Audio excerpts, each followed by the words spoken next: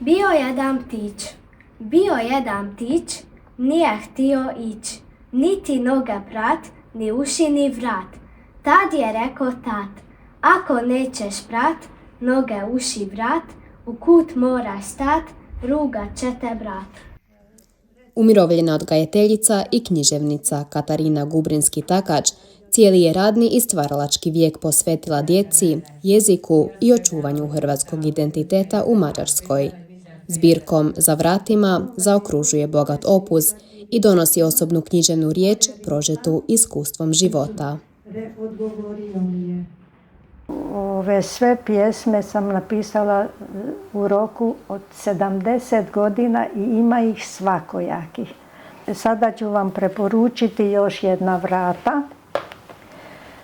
I za vratima jedan ključ.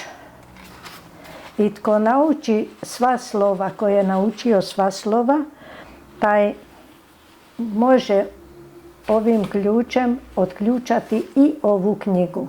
Jer znanje čitanja je ključ za knjige. A ako netko ne zna čitati, taj neka zamoli onoga, mamu, tatu, brata, tetu u vrtiću, da im pročita i oni će zasigurno vama pročitati što god, gledajući slike, što god vam se dopada. A što bi bilo kad bi nacrtali i sebe sa svojim čudima i svojim vratima? Sunce u prozoru. Danas mi se u prozoru rodilo sunce, obojilo sjenice i nahranilo ih sivim sjemenkama suncokreta. Danas mi se u prozoru rodilo sunce, procurilo kroz okna, oživjelo cvijeće na stolnjaku kuhinskoga stola.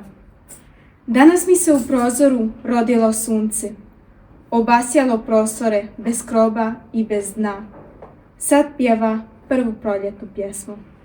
Pa naravno, to je uvijek radost kad se misli čovjek da je nešto, trudio se da nešto dobro napiše i onda je to radost kad se to i objavi, da nisam ja to sama sebi pisala nego nekom drugom. Inače mnoge sam pjesme baš tako pisala da sam neki događaj iz vrtića i onda sam mislila da to neka se objavi kad su me već pitali imam li nešto.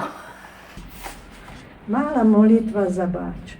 Bač grad, mnogima grad, a meni drag. Oko njega trava se zeleni, nekima ležaj, a želja meni. Pa se molim Bogu i Božjem Sinu da u drevni grad donese vedrinu.